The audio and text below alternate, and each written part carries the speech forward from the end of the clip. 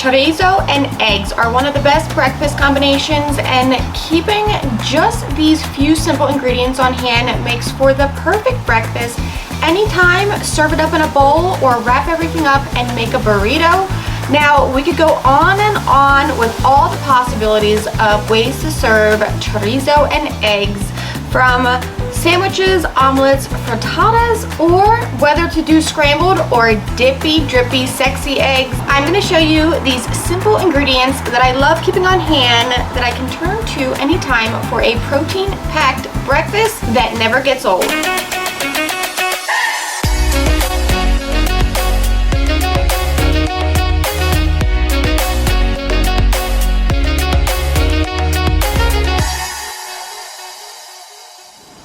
Simple ingredients means a simple breakfast, or heck, I'd eat this for lunch or dinner too. I always have the Del Monte diced potatoes or sliced potatoes on hand in the pantry. They make for an easy, quick breakfast or even a side dish for dinner, so long as you drain them, rinse them, and let them hang out in the colander for a few minutes to dry out.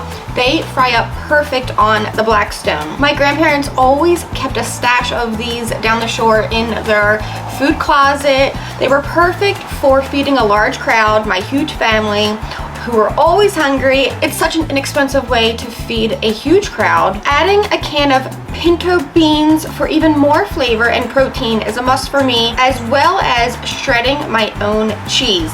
These few simple ingredients combined, especially over the griddle, is just beautiful, so let's sizzle. I'm going on low heat down in a 50-50 mixture of oil and butter with my diced onions, followed by our potatoes. We allow these to slowly fry up, then right next to them, I'm gonna drop down my chorizo to crumble and cook. My potatoes and onions get salt, pepper, onion, and garlic powder to taste. Everything continues to cook, tossing to cook all sides of our veggies and to ensure that our meat cooks through. This all only takes a few minutes, then we can mix everything together to combine. Now it's time for our pinto beans to join the party. I drain these right out of the can. We chop up some fresh cilantro and add that to the mix, then slide all of this aside to hang out on low heat. Now, in all of that left behind grease from our chorizo and everything else goes our tortillas. You can use any size you like for scooping if you're gonna do a breakfast bowl like we are today, or go for burrito size, obviously, if you're making burritos. I'm allowing these to get pretty toasty on each side since I will be using them to scoop up all of our potatoes and meat. And now for my favorite part, dippy, drippy, sexy eggs. I love cooking eggs on the Blackstone. For me, I always use residual heat to cook the eggs.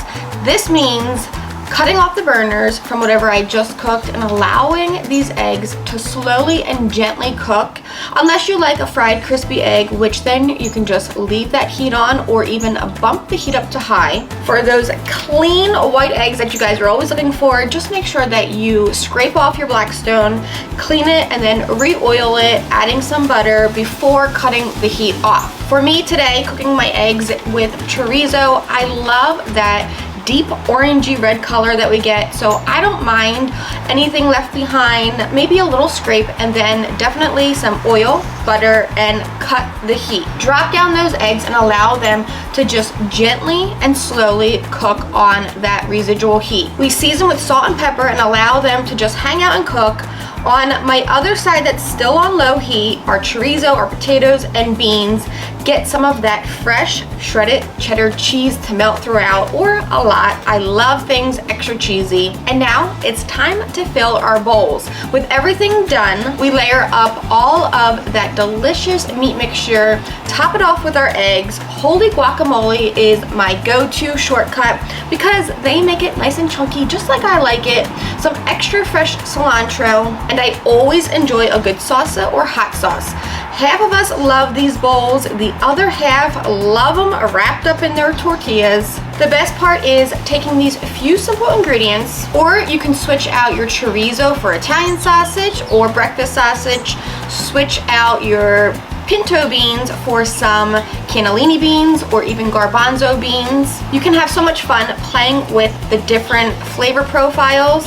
And again, of course, whatever you do with the filling or the base of this recipe, you can switch it out from bowls to sandwiches to wraps or even some omelets or frittatas, quiches. The possibilities are endless. I know one thing, on Christmas morning I'll be making this, and I'm going to probably serve these in some nice buttery croissant rolls. An even better shortcut is filling those croissants the night before, wrapping them individually in some tin foil, and then pop them in the oven while you're opening up gifts. This is perfect for any time or any day of the year. I just know you guys are gonna love it. So if you try it, be sure to post a picture. I cannot wait to see. And while you're at it, be sure to shop Griddle Nation for your winter hoodie to stay warm, because it's getting cold out here. Until next time, I'm Blackstone Betty. Don't forget to leave a thumbs up or down, whatever you're feeling. Leave me some comments, and be sure to share this video, and make sure that you're subscribed by clicking that bell on this account. That way you don't miss any of my videos or any of the other Blackstone recipe videos. There's a new one or two every single day for all of you to try at home.